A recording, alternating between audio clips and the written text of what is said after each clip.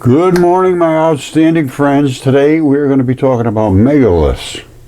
And what are megaliths? Well, we're going to find out right now.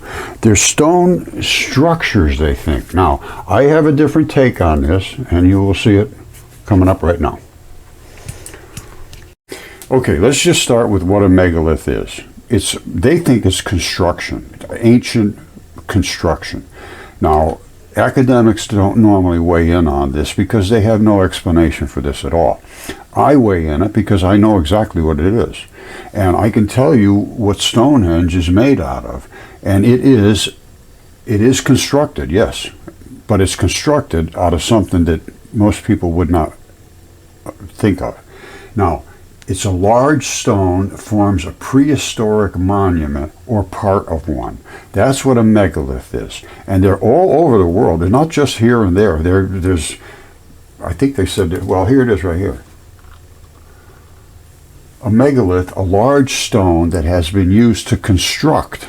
Right? They're thinking all of these big stones are constructions only. Now, some of them are, absolutely, but some of them are not. They are natural, and I will show you.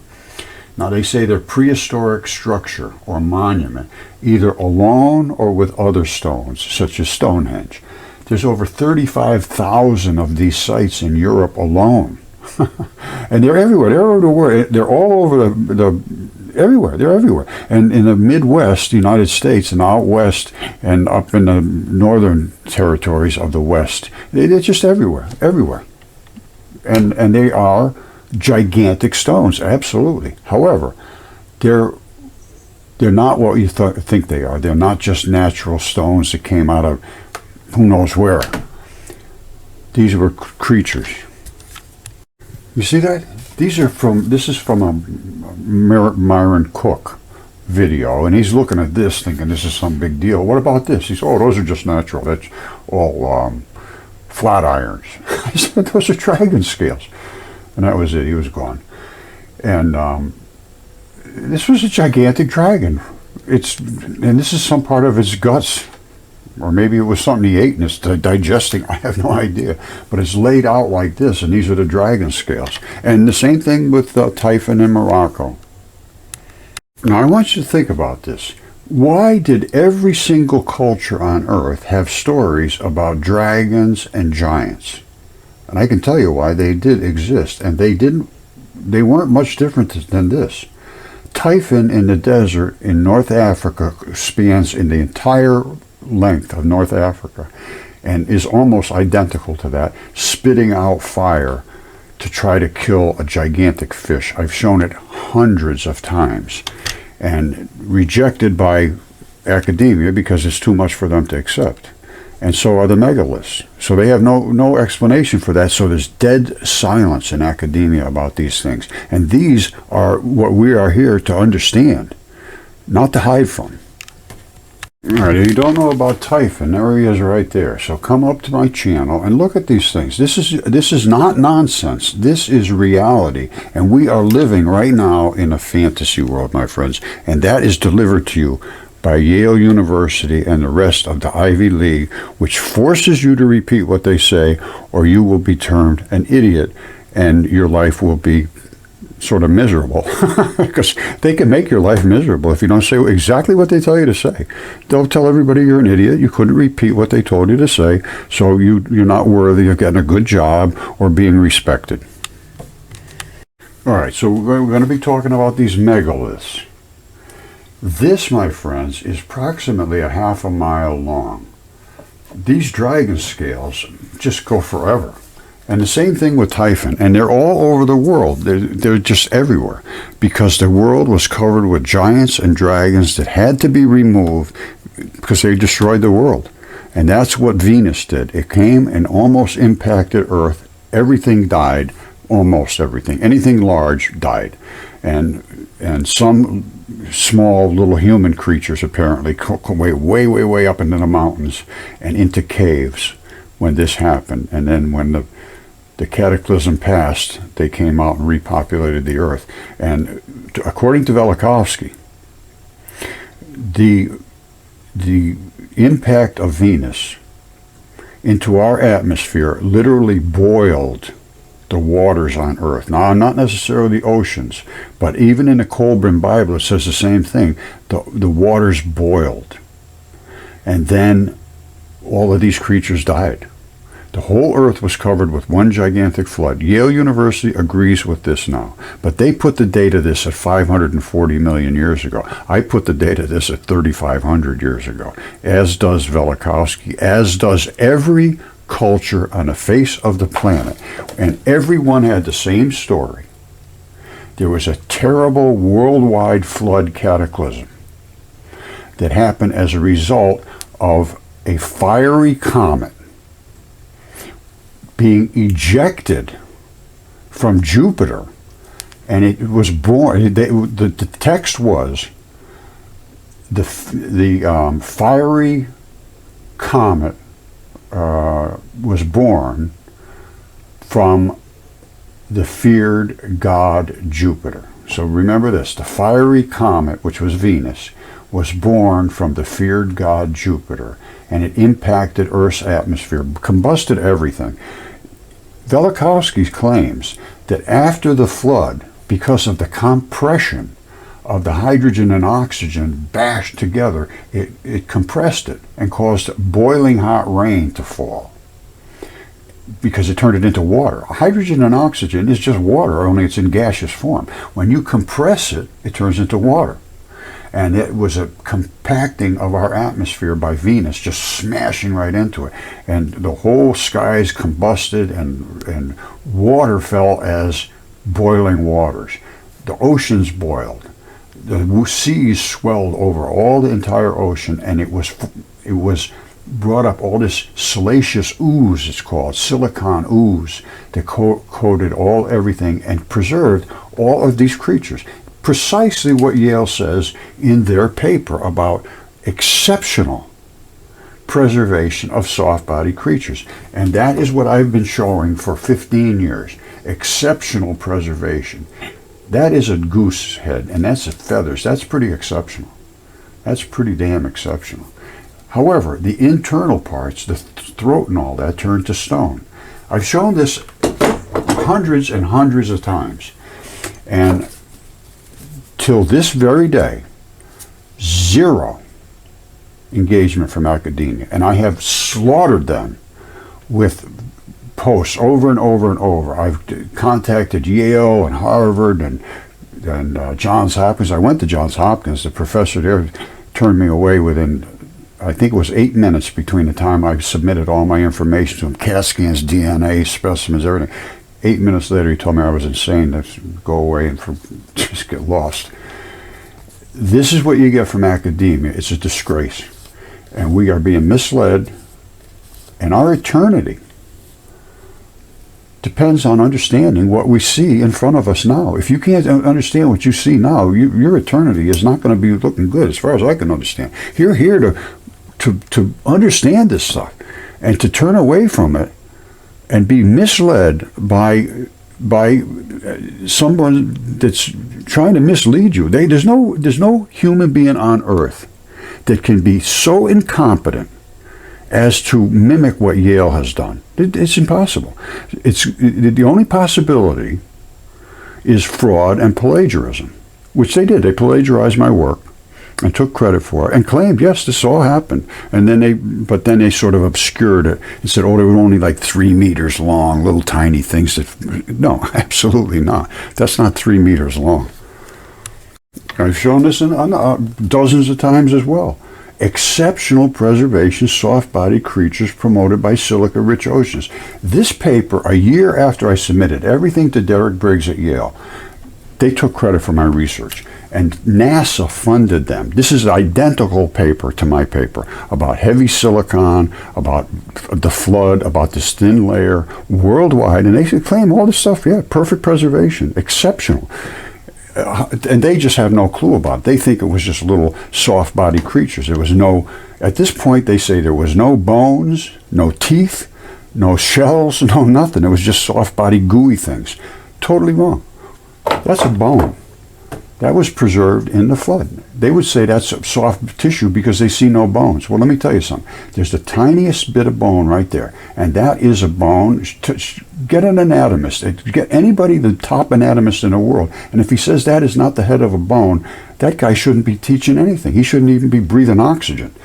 It's just unbelievable how incompetent our leaders are. It's just stunning to me now. After all this time, stunning. Okay, my friends, get ready. This is from a channel called The Universe Inside You. And they're looking at enormous pre-flood mega structures discovered in Siberia. Now, they say pre-flood. These all happened at the point of the flood. All of these things died basically at the same time. Now, listen to what they have to say here. This is nicely done. However, these are not megalithic structures. These are body parts. Now watch this. In the secluded depths of the Sharia Mountains in southern Siberia, a secret has lain hidden, undisturbed for thousands of years. It was in this remote wilderness, far from the prying eyes of civilization, that a discovery was made, one that would challenge the very bedrock of our understanding of human history. It was in 2013 when a team of 19 researchers led by Georgy Sidorov embarked on an expedition to explore the area located on Gornaya Sharia, a mountain rising 3,600 feet above sea level. Situated in a secluded region of Russia, this area was once inaccessible, guarded by checkpoints during the Soviet era. The expedition was initiated based on intriguing reports from the area about the presence of numerous unusual megalithic objects in this remote location. Upon arriving at the specified location, the research team was shocked at what they stumbled upon. It appeared as a gigantic super megalith, so mysterious that it defied the chronicles of human history. The Gornaya Sharia megaliths, as they came to be known, consisted of immense stone blocks, appearing to be granite, characterized by flat surfaces and right angles. What was even more shocking was the estimated weight of the stones, which was more than 3,000 tons. This would make the Gornaya Sharia megaliths the largest megalithic stones ever discovered in human history. The systematic arrangement of the granite rocks hinted at intentional design, a purposeful architectural effort that went beyond mere natural formation. They were meticulously stacked one atop the other, reaching a height of approximately 140 feet. The sheer size and scale of these stones immediately posed a baffling question. How were such enormous blocks carved, transported, and assembled in such a remote and challenging landscape? According to Sidorov's notes, the structures were around 100,000 years old, a timeline that pushed back the boundaries of known human architectural endeavors by tens of thousands of years. This revelation was not just surprising, it was revolutionary.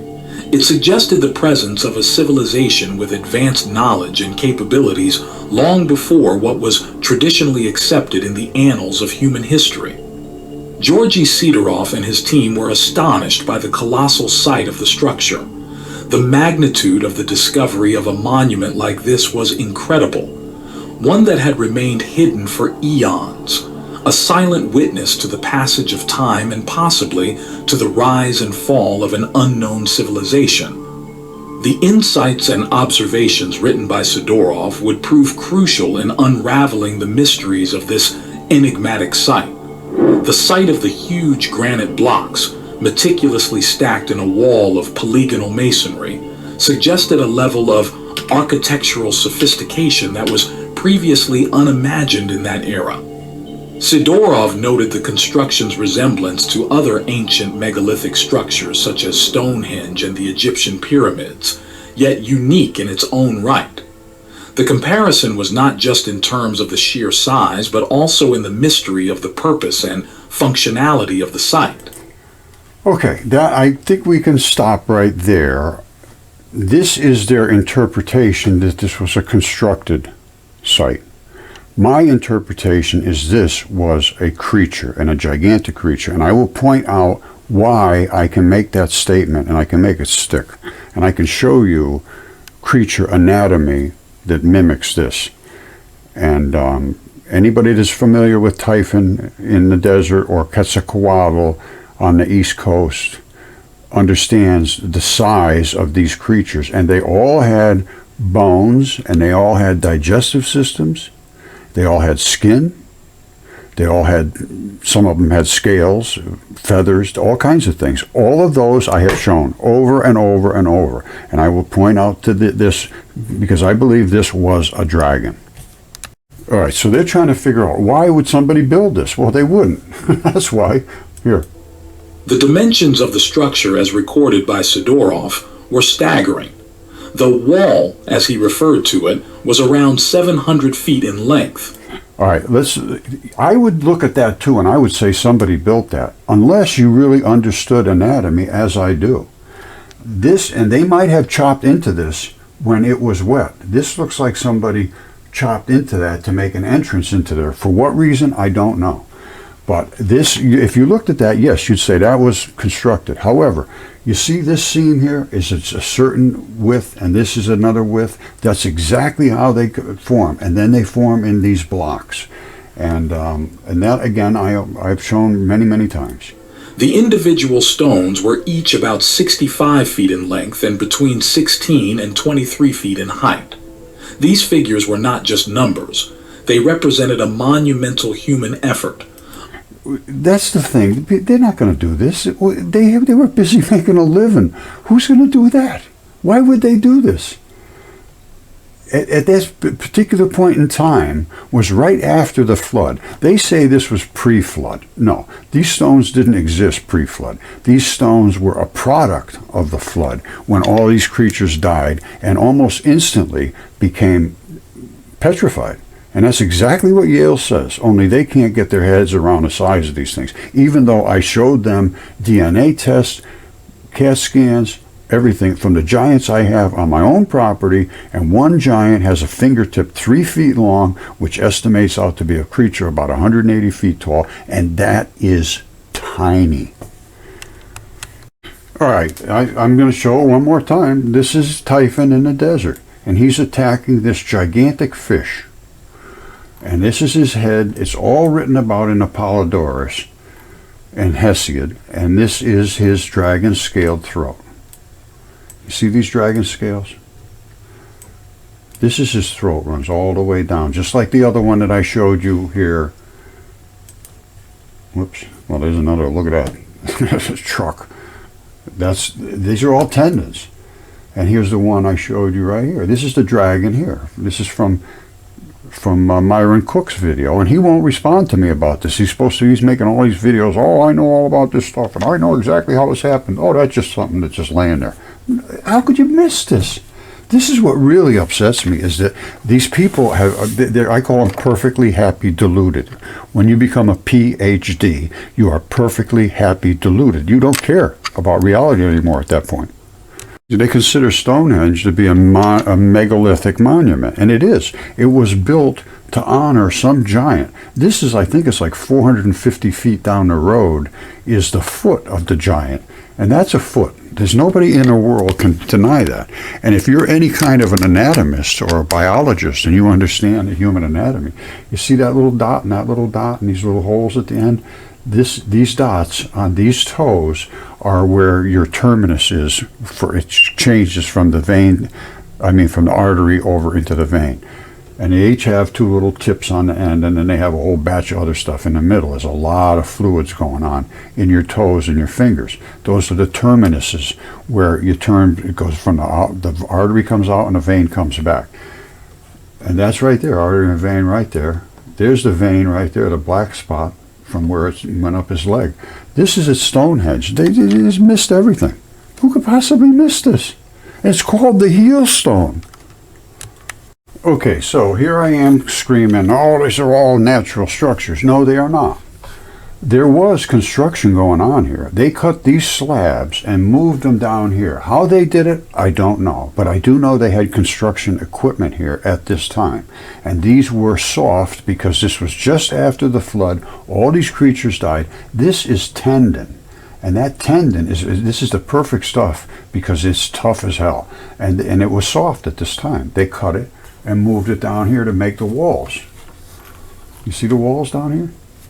And that is a tendon. Now, this I will also show you. These are the equipment they had here. They had machines here. And they cut those slabs. Where those machines came from and where they went to, I don't know. But you see these tracks right here, all the way out to here. All the way out to here. And these are like tank treads or something.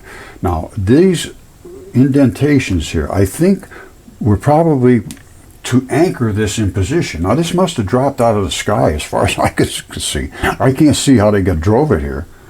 But maybe, I don't know.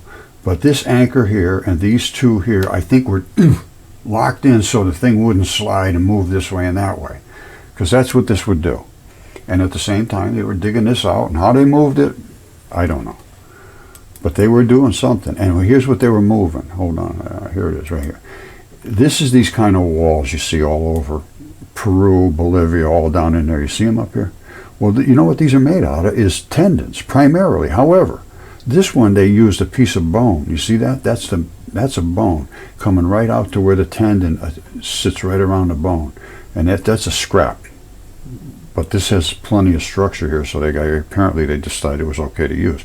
And how they got them down there, I don't know. But they fit them into place because they were just like putty. They were soft. There's no question they were soft. You see these blocks? These are pretty consistent blocks, and between each one of those is a layer of slurpy. It's a small leucine-rich proteins primarily, and they basically glue each one of these segments together. Now you see there's different colors here? Different colors means there's a different transition metal has wanted to bond with these are actually layers. They don't look like layers to us, but when you see these different colors, you know that shouldn't be there and this one be here. Why is that? Same thing here. What's that color doing there? It's because they're a different molecule, and it's a different tension possibly. So these are different layers of different tensile strength, pieces of biology. But once they dried out and hardened up, the gooey stuff more or less was fluidy and came out of there. So you see all these cracks and seams in between these big blocks, and they seem perfectly aligned, like there's no way in the world that anybody could have put these huge blocks there, or they would just accidentally happen. But yes, they did, because they were biology. All right, see, same thing with stuff like this right here. That's biology, my friends. And I could show you this in the biological shots. This is like a fatty tissue that has a lot of extra blood in there. I'm not exactly sure what you'd call that tissue, but I can show it to you. Somewhere here I had a shot of it. Here it is right here. This is the kind of stuff you're looking at right there. That's it. Now, I think this is adipose tissue, sort of fatty layers on the body. Then you have all these. This is tendon. And these are the little anchor balls and so forth. This is a flat aponeurosis tendon. And these are tendon slabs. So all of this is basically connective tissue, adipose tissue, fat, and so forth. Muscles too. Well, let me show you the better ones of the muscle. All right, this is the anatomical shot of muscle. Here's what happens with muscle. These are cheap. They erode right down here, and the red stuff erodes out of there. So you end up with a tiny bunch of little slabs or blocks. On Earth, primarily, they're turned into blocks, and stripes right down running in between them. So they look like they're stacked on top of each other. They're not. It's just eroded in between each one of these. And here's what they look like in stone. All right, this is a stone, but it shows these are the sarcomeres. And these are the little pinchers that pinch together. They erode right here, they erode right there. And they have these right in, absolutely flawless. I mean, it's just little blocks of stone once they petrify. Now, before you get to the muscle, you have a tendon. This is a tendon. All right, well, what do we see here? Well, let me back out. This right here is where the tendon locks in. And these are the tendon fibers that run out, and the muscle would have gone out from here. Muscle's cheap, it just erodes. This stuff is a whole different story. This is tough. And that's why it just gives a little bit. And you come to abrupt transition. There's one, there's another one, and then the rest turns into muscle and it gets really floppy. Now look down in between here. You see this? You see those? This was meant at one time to be all gooey so that they could slide together, but they had enough gooiness that they were stuck together. But they could still slide. I call these slurpees, small, leucine-rich proteins, which are a slimy thing. Sometimes they completely erode out of there, so you end up with a stripe running down the middle like there was nothing ever there, but it just had eroded. So you'll see a block, and then a space, and then a block, and then a space. That's what happens, and you do see this virtually everywhere around the world. The ones that eroded on their own. Now, there was other ones that they constructed. Absolutely no question, such as these right here. That is a construction. There's no question about that. I understand this fully, and I know what these bumps are from. Those bumps are from aponeurosis tendon anchors. They just broke them off.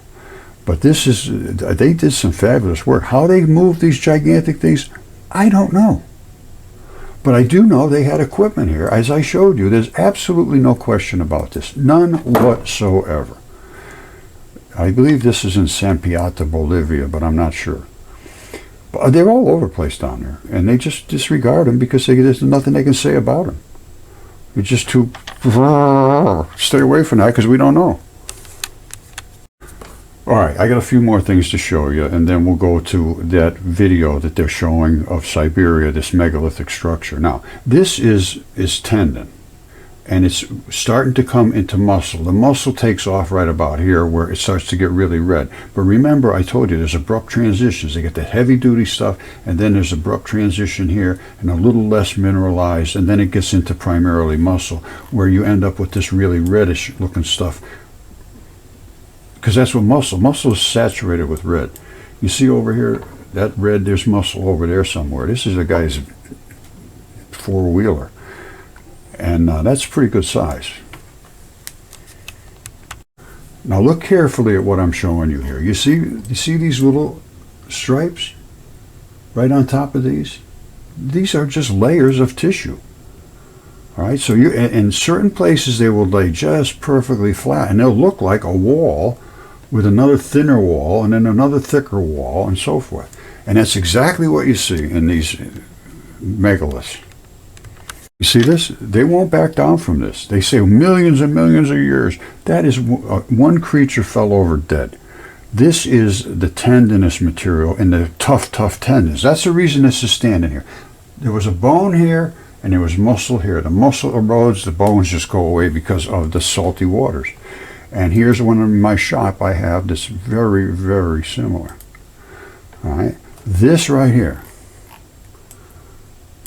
from here over to here, was what I just showed you sticking up in the ocean. A bone is over here, erodes.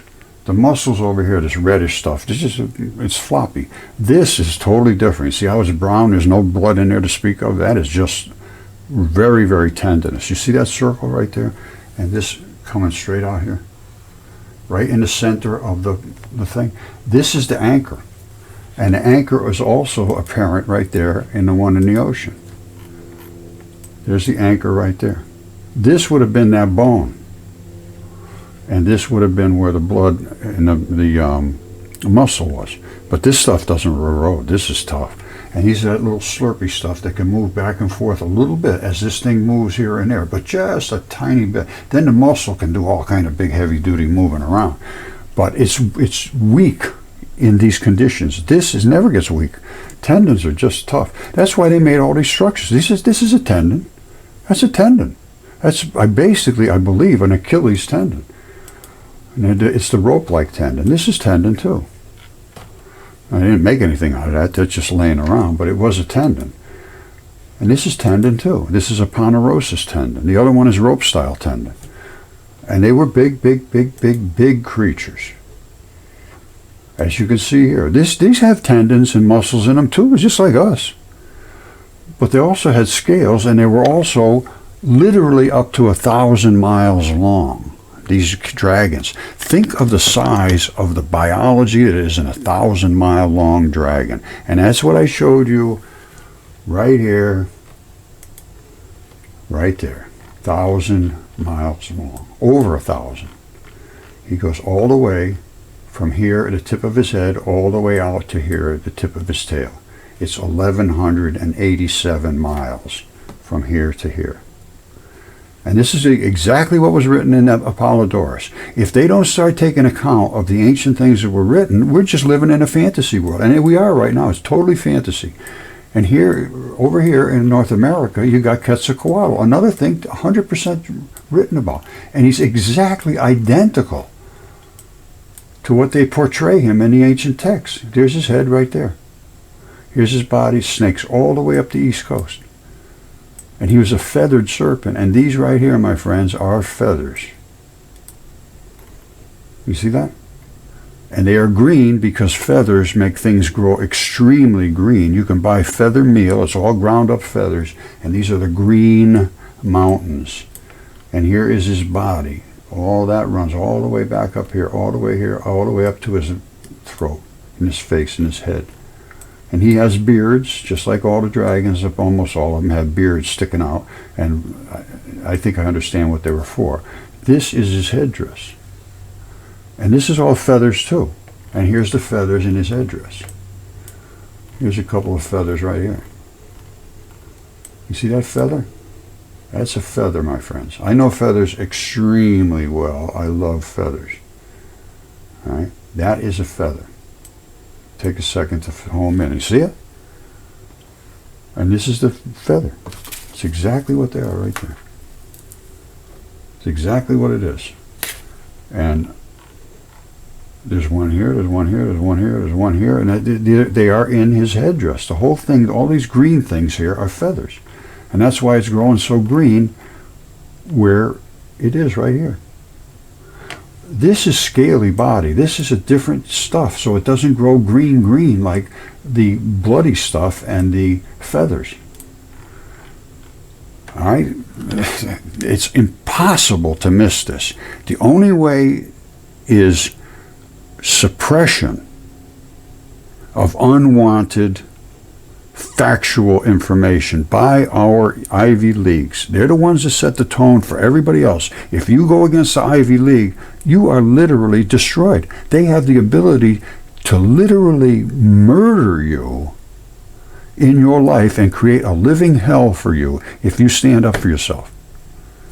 That's academia today. The Midwest and out in the United States is just saturated with gigantic creatures. And the Indians said the horned serpent appears in many mythologies Native Americans. Details vary among the tribes, with many of the stories associating to a mystical figure, water, rain, lightning, thunder, just like Zeus and Typhon. Horned serpents were major components of the Southeastern ceremonial complex of North American prehistory. Southeastern, that's where Quetzalcoatl was. Okay, I'm just going to go and play this, and I'm going to make statements on the things that they talk about. First of all, here's your pile of body parts, basically. And it runs all the way along this ridge, so I'm almost certain it's a serpent of some sort. Years. It was in... All right, you see this? It runs all the way down here. And these are all the scales and body parts falling off, coming down here. This remote wilderness, far from the prime... All right. You see, these are biological layers. Eyes of civilization that a discovery was made. Watch this whole thing. Nobody made it. That trust me, that is made by nature because there was a creature that died there. One that would challenge the very bedrock of our understanding of human history. It was in 2013 when a team of 19 researchers led by Georgy Sidorov embarked on an expedition to explore the area located on Gornaya Sharia, a mountain rock. All right, again, watch the structures you see here and how they separate along lines. There's some here I think that are absolutely flawless for 3,600 feet muscle above sea level, sarcomeres. situated in a secluded region of Russia. You see it? All the way down here. That's some kind of creature's body. And it's a thin body, so it's going to be a serpent or a dragon, in my opinion. This area was once inaccessible, guarded by checkpoints during the Soviet era. The expedition was initiated based on intriguing reports from the area about the presence... All right, you see that? This is nothing more than layers of tissue. They didn't lay that up there. Now, again, I showed you there are places absolutely they constructed. However, this is not one of them. Of numerous unusual megalithic objects in this remote location.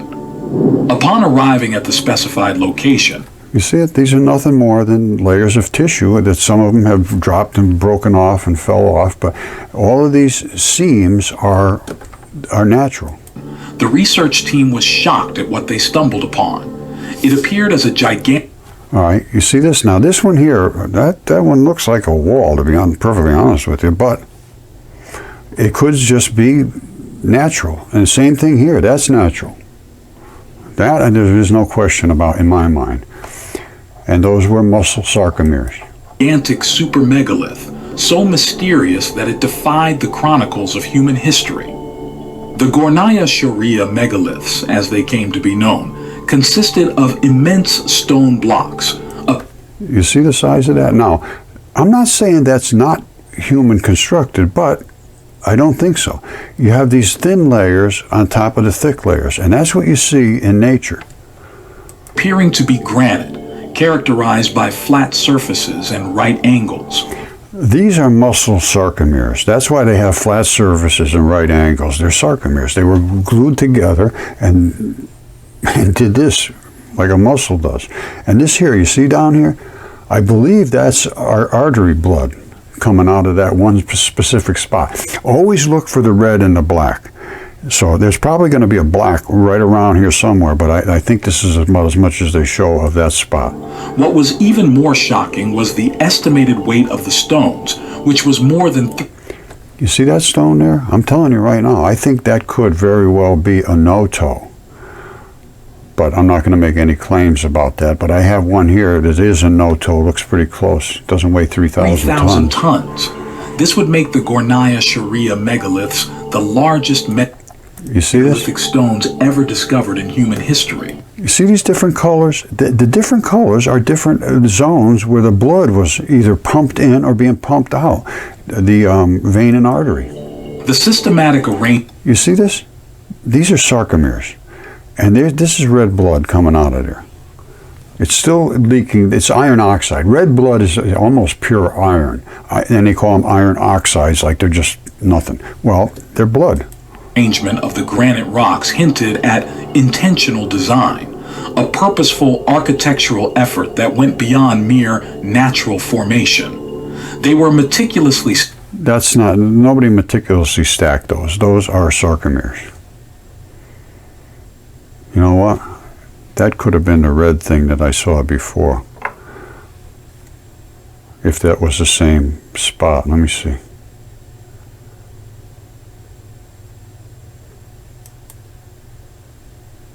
Well, I don't know if it was or not. Who cares? I can tell you right now, this is not... height of... Nobody piled that up. You see, here's some red blood in here. You're going to find red blood. You're going to find the vein blood. Veins hardened up. The red stuff sort of dribbles down. 140 feet. You see? The sheer size and scale of these stones immediately posed a baffling question. How were such... You see that? They're so big that the slurpy zone between them was wide. Now there's going to be an area in here you're going to see there's a ton of moss growing. When you see moss growing on rocks, it means they have blocks carved, have biology in them. And assembled in such a remote and challenging landscape. That's natural. According to Sidorov's notes, the structures were around 100,000 years old. First of all, that is not accurate either, I don't believe. According to Velikovsky, all life on Earth basically was wiped out 3,500 years ago because of the Venus impact with our atmosphere, causing the great tidal floods and the salacious ooze coming up all over, which is a biomineralizer, and biology became mineralized. Biomineralized. The biology became mineralized because of the silicates and the high, hot saltwater flood. Timeline that pushed back the boundaries of known human architectural endeavors by tens of thousands of years. I can't imagine anybody thinking that this is what they were doing. It just doesn't, it's not. There was some people here with some sophisticated equipment that were building these walls, but they didn't do it like that. I mean, just think about this. This revelation was not just surprising. All right, here we go. This is the picture. These are sarcomeres, no question. If you look close at that, you can see there's a bazillion little layers in them. You can see it in all of them. And these are the sarcomere stripes. Now, here's the other one I was talking about, where you have moss growing on these things. Wherever there is red blood, there will be a lot of moss. Now, this particular set of blocks here still has a lot of biology left in it, because that's what things grow on, is red blood, feathers, that type of thing. The body tissue, body fluids. All right, so they were really shocked about all this. There's no way this could be natural. Well, it is natural. It was revolutionary. It suggested the presence of a civilization. All right, so at this point they're making assumptions that, and there was. I'm not saying that this is not true. That there was something going on here with some enormous civilization going on here. But I think it was extraterrestrial. That's all I can say. I think it was all extraterrestrial. Because look at this. That's again 3,500 years ago. They're not supposed to have that stuff. They're not supposed to be able to cut these slabs from a big heavy-duty construction machine, I wouldn't expect. And then they moved them after they cut them and made walls down here. You see those walls everywhere, and some of them absolutely flawlessly gorgeous. And they cut these when they were soft. They didn't just, there's no way for them to get these blocks out of here unless they were soft. Or they had a way of softening them, and that's possible too. I can't totally discount that, but I can tell you what, at 3,500 years ago, when these things had just died, they were still moist. And Petra is another example of that. They carved into an artery to make Petra. Okay, I am blocked in virtually every group there is that is mainstream. They don't like the things I say. And this is a geologist group. And a friend of mine said, come up here and look at what they just posted about these structures that are in Australia. So I posted what they are because I've studied Uluru. And I am going to do a video on Uluru next.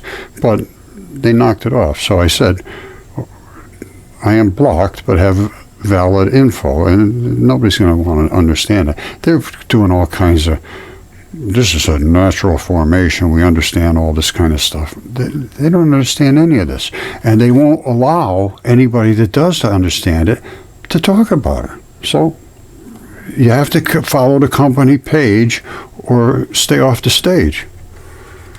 All right, you know it's my specialty to try to look into all these different things. And I do quite carefully, and I understand them because there was nothing but biology here.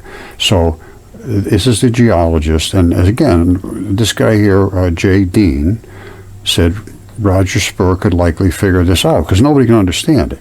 So I said, looks like a heart to me.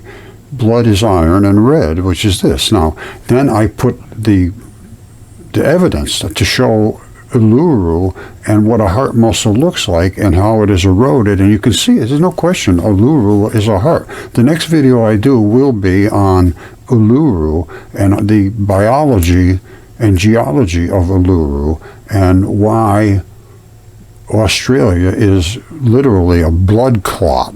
I mean, it's just nothing but saturated with red blood. And so I'm going to go over that, but this is what I'm up against. I cannot get to show anything because they don't want you to. They don't want anybody to see it because they think they're going to be thought of as crazy people, as geologists. Now I understand that, but I presented evidence. When I show you the evidence, and you can tell me, no, Roger, that's not right. But instead, nobody can look at it. And here's another one. I was just working with my buddy here, Pete, and this is a vein and artery coming right up the side of the Sphinx's neck. This Sphinx was a real head at one time. That's just what it was. And he sent me some other information about it that I need to look at carefully to make a determination about, but this was a vein and an artery coming right up his neck. Is exactly what it's supposed to be. All right, this is Uluru, Ayers Rock, and this has eroded away from the muscle, exterior of the muscle. And this is the interior of the muscle, and here's exactly what it looks like. There it is right there. No difference whatsoever, only this one here isn't dried up yet.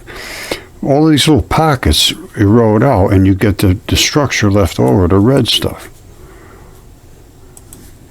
And I posted this up there to say, what do you think? And I got blocked. 100% of the time I post, I get blocked. Twice this morning, I just responded. People say, well, ask Roger Spur what he thinks. And I say, here's what I think. I'm blocked. Twice. And that's only the only ones that I did this morning. I'm done with Facebook. It's just nonsense. And everybody that I interact with on Facebook, almost everybody, it's a waste of time. So, if you want to follow me, you're just going to have to go with a YouTube.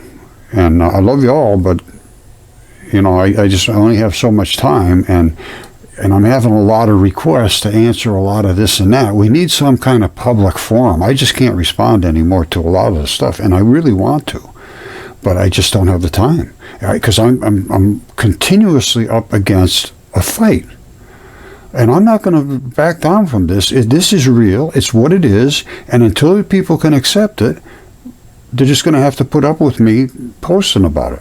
I'm starting to get quite a few viewers on YouTube, but nothing like the people that are spouting mainstream. They put one little post up that says what everybody else is saying, and they got 100,000 hits. I get a couple thousand tops. I don't care anymore. That's not important to me, because the people like you that are watching me and hearing what I'm saying, you're special, all right? Because your minds are working. Ivy League now is poison ivy. You go there and you are filled with menticide, which means they're brainwashing you, and they hold a gun to your head. So if you don't say what you're going to say, they tell you to say, they ruin your life. And I'm fed up with it. I went on my own. I got away from all that nonsense because I realized what I was up against when I first got out of the Army.